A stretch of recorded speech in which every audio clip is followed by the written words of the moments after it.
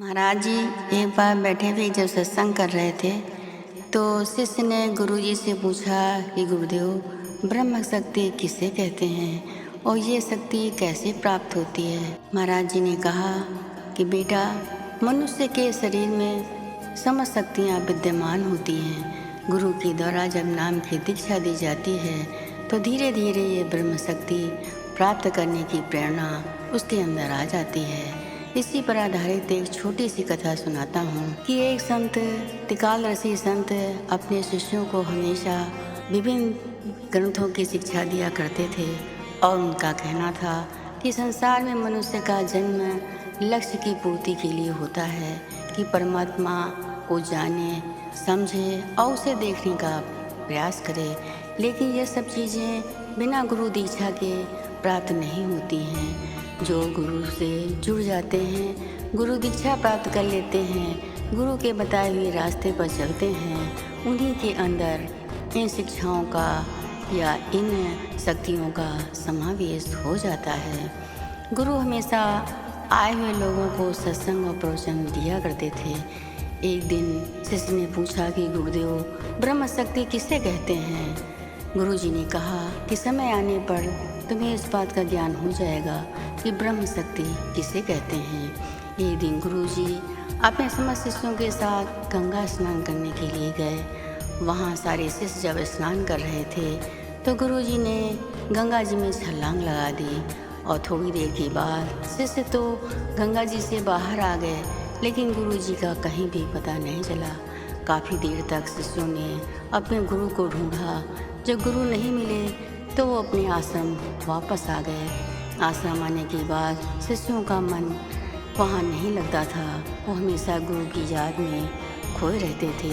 एक दिन उनके मन में ये विचार आया कि हमारे गुरुजी का आश्रम हमीरपुर में है, हम लोग हमीरपुर चलते हैं। सारे शिष्य तैयार होकर के हमीरपुर पहुँचे। हमीरपुर जब वो आश्रम के निकट पहुँचे तो उन्होंने देखा कि गुरु की आवाज़ उनके कानों में पड़ी।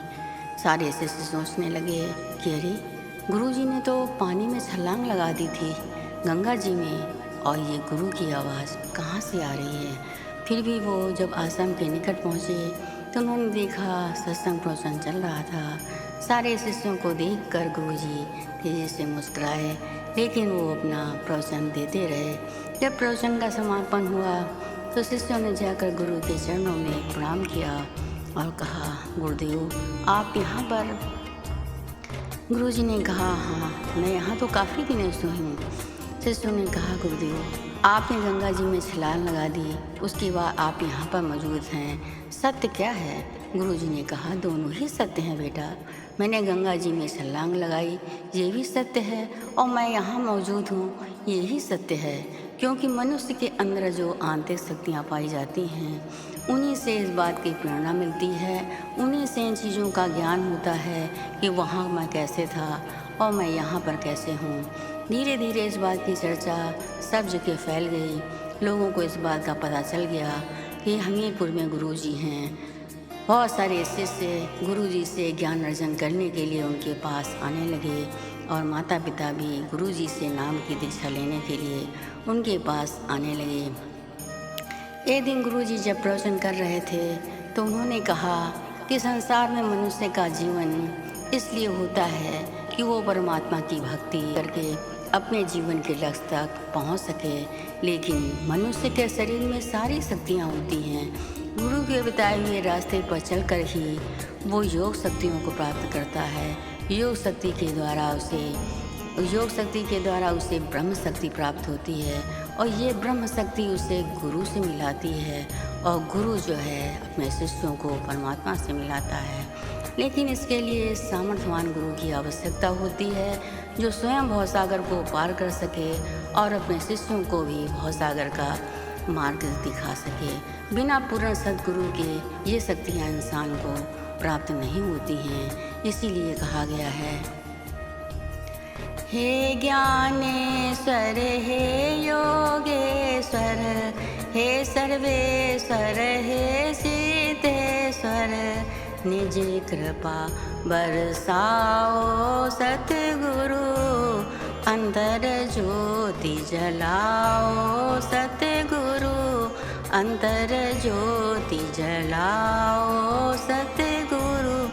गुरु के द्वारा जब अंतर में ज्योत जला दी जाती है, मतलब गुरु अपने शिष्य को अंधकार से प्रकाश की तरफ ले जाता है, तो धीरे धीरे सुमरन भजन करने से उसके अंदर सारी शक्तियाँ निहित हो जाती हैं। कहीं दूर जाने की आवश्यकता नहीं होती है, मनुष्य के शरीर में ही सारी शक्तियाँ विद्यमान हैं।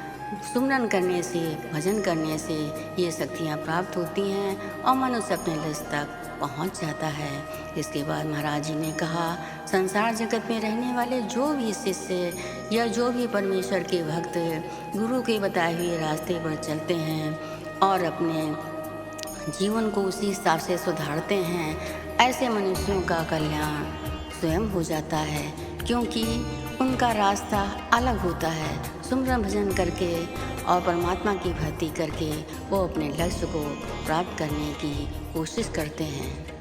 प्रेम से बोलो परम संत श्री ठाकर सिंह महाराज की।